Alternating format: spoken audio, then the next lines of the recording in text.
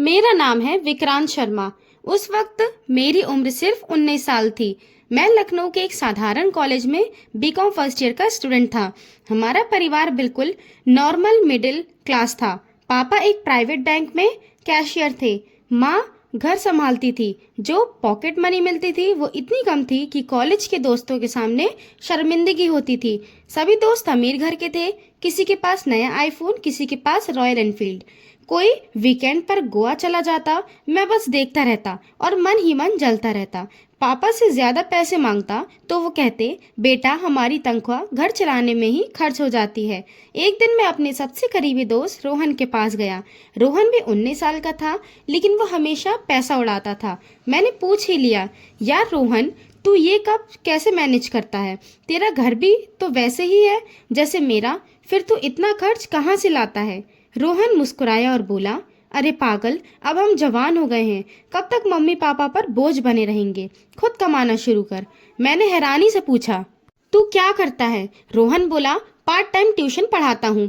शाम को 4-5 घरों में जाता हूँ। महीनों में 15-18 हज़ार आराम से हो जाते हैं। तू भी कर ले। मेरे पास एक बहुत अच्छा घर है। एक विधवा आंटी रहती हैं, 2 छोटी बच्चियां हैं। आंटी बहुत अमीर है, पैसे की कोई कमी नहीं है। मैं पहले जाता था, लेकिन अब मेरी जॉब लग गई है। तू ले ले। मैंने तुरंत हाँ कर दी। रोहन ने अपने फोन से आंटी को कॉल किया और मेरे सामने की बात की।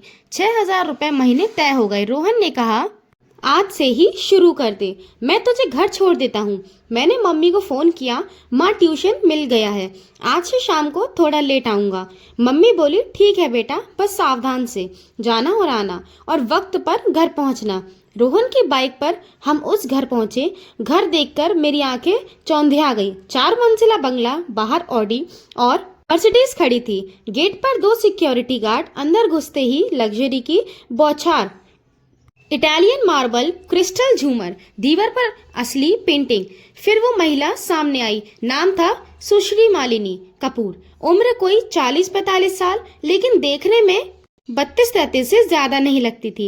लंबे सिल्की बाल, गोरा रंग, हल्का मेकअप और साड़ी में किसी बॉलीवुड हीरोइन से कम नहीं लग रही थी। उनकी आवाज में इतनी मिठास थी कि मन खुश हो जाता। उन्होंने मुस्कुराते हुए कहा, आइए विक्रांत जी, बैठिए। मैं मालिनी हूँ। ये मेरी 2 बेटियां हैं, सिया और दिया। एक 5वीं में है, दूसरी तीसरी में। बस इन्हें थोड़ा पढ़ा दीजिए। मैं इनकी पढ़ाई को लेकर बहुत टेंशन में रहती हूँ। पति के गुजरने के बाद से तो और भी। मैंने आत्मविश्वास से कहा, मालिनी मैम, आप बिल्कुल फिक्र ना करें, मैं इनका पूरा ध्यान रखूंगा, कोई शिकायत का मौका नहीं दूंगा। फिर टाइम फिक्स हुआ, शाम 6 से 7:30 तक, और उसी वक्त 6,000 रुपए एडवांस मेरे हाथ में थमा दिए। मैं हैरान था, हम तो बिल्कुल अनजान थे, फिर भी इतना भरोसा। अगले दिन से मैं रोज जाने लगा। बच्चियां बहुत प्यारी और होशियार थी। आधे घंटे में होमवर्क पूरा, फिर वो खेलने चली जाती। बाकी समय में और मालिनी मैम बातें करते लगते। पहले तो सिर्फ पढ़ाई और मौसम की बातें, फिर धीरे धीरे पर्सनल बातें होने लगी। मालिनी मैम हर शाम कुछ न कुछ स्पेशल बनाती, कभी पनीर टिक्का, कभी चॉकलेट ब्राउनी, कभी मलाई चाय। और मना करता तो हंसकर कहती, अरे विक्रांत, तू अब घर के सदस्य हो, शर्माओ मत। मैं उनके स्वभाव का दीवाना हो गया था। इतने पैसे होने के बावजूद जरा सा भी घमंड नहीं, हमेशा सादगी से पेश आती। और सच कहूँ तो वो बेहद खूबसूरत थी। साड़ी में लिपटी हुई आंखों में एक गहराई, मुस्कान में जादू। ऐसे ही 7 महीने गुजर गए। फिर गर्मियों की छुट्टी शुरू हो गई। पूरे 2 महीने की। मालिनी मैम बोली, अब तो स्कूल बंद है, तुम आराम कर लो विक्रांत। मैं चुप रहा, फिर धीरे से बोला, मालिनी जी, अब तो मुझे आपकी इतनी आदत हो गई है कि एक दिन भी बिना मिलने गुजरना मुश्किल है। 2 महीने कैसे कटेंगे? उनकी आंखें नम हो गई। मुस्कुराते हुए बोली, सच कहूँ विक्रांत, मुझे भी तुम्हारी कमी खलेगी। तुम रोज आया करो, बच्चियां भी तुम्हारी बहुत पसंद करती हैं। बस फिर क्या था, मैं रोज शाम को पहुंचने लगा। अब ड्राइंग रूम से निकलकर पूरे घर में घूमने लगा। कभी किचन में खड़ा हो जाता, कभी गार्डन में उनके साथ टहलता। एक शाम वो किचन में रसमलाई बना रही थी। मैं दरवाजे पर खड़ा हो गया। उन्होंने पलटकर देखा और बोली, तेरे फेवरेट बना रही हूँ, आज रुकना, साथ खाएंगे। मेरा दिल जोर से धड़का। हिम्मत करके मैंने पूछ ही लिया, मालिनी जी, आप इतनी अकेली रहती हैं, कभी मन नहीं करता कि कोई आपका साथी बने, कोई जो आपसे सच्चा प्यार करे, आपका साथ थामे, आपके साथ जिंदगी के हर पल साथ दे। मालिनी जी का चेहरा एक पल को उदास हो गया, आंखें भर आईं, बोली, हाँ विक्रांत, बहुत मन करता है, लेकिन इन दो मासूमों के साथ कौन मेरी जिंदगी में आएगा। मैंने कदम बढ़ाया और धीरे से कहा, मैं आऊंगा, क्या आप मेरी हो जाएंगी? मैं आपसे शादी करना चाहता हूँ, सिया और दिया को भी मैं अपना समझूंगा। मालिनी जी बुरी तरह चौंक गई, बोली, ये तुम क्या कह रहे हो? तुम सिर्फ 19 साल के हो, मैं तुमसे दोगुनी उम्र की हूँ।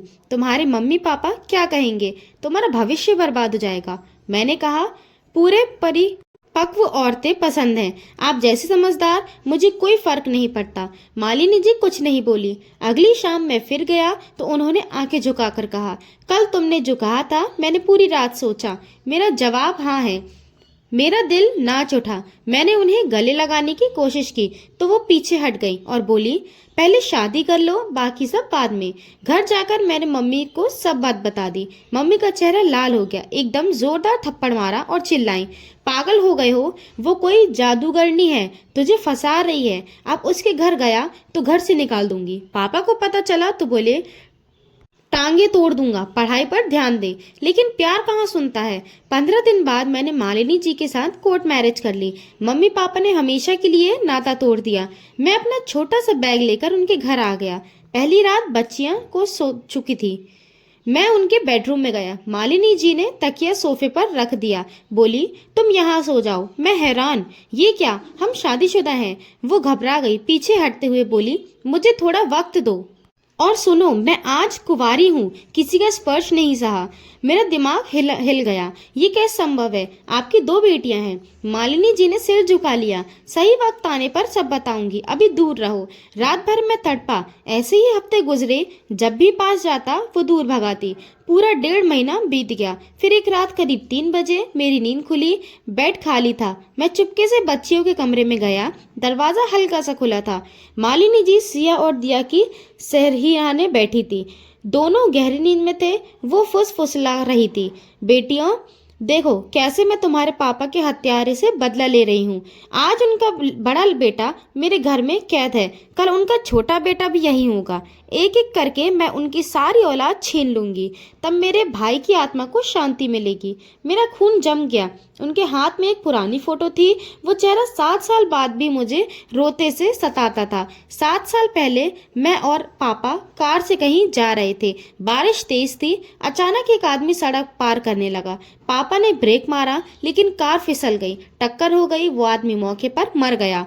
वो कोई और नहीं, मालिनी जी का इकलौता भाई था। सिया और दिया उनकी अपनी बेटियां नहीं थी, उनके भाई की बेटियां थी। भाई की मौत के बाद भाभी बच्चियों को छोड़कर चली गई थी। मालिनी जी ने दोनों को गोद ले लिया और कभी शादी नहीं की। जब मैं पहली बार ट्यूशन पढ़ाने आया था तब उन्हें कुछ भी नहीं पता था। 5वें दिन उन्होंने मेरा पूरा बैकग्राउंड चेक करवाया और सब समझ गई। उसी दिन से बदला लेने का प्लान बना लिया। मैं कमरे में घुसा और उनके पैरों पर गिर पड़ा। रोते हुए बोला, मालिनी जी, उस दिन मैं भी पापा के साथ था। वो हादसा था, जानबूझकर नहीं हुआ। मैं आपसे सच में प्यार करता हूँ, माफ कर दो। उन्होंने मुझे धक्का दिया। तुम्हारे पापा ने मेरा भाई छीना, अब मैं तुम्हें छीन रही हूँ। तुम्हारे मम्मी पापा को भी वही दर्द दूंगी।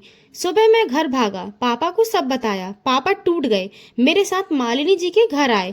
पापा उनके सामने घुटनों पर बैठ गए। बहन, जो हुआ गलती से हुआ। 7 साल से हम अपराध बोध में जी रहे हैं। मेरे बेटे को माफ कर दो। मालिनी जी घंटों रोती रही, फिर बोली, जाओ, मैं माफ करती हूँ। मैंने फिर पैर पकड़ लिया। शादी को दिल से अपनाओ, हम सब पर परिवार बनेंगे। पापा बोले, अब कोई ऐतराज नहीं। मालिनी जी ने लंबी सांस ली और सिर हिला दिया। आज मैं अच्छी जॉब करता हूँ। सिया और दिया मुझे पापा कहती हैं।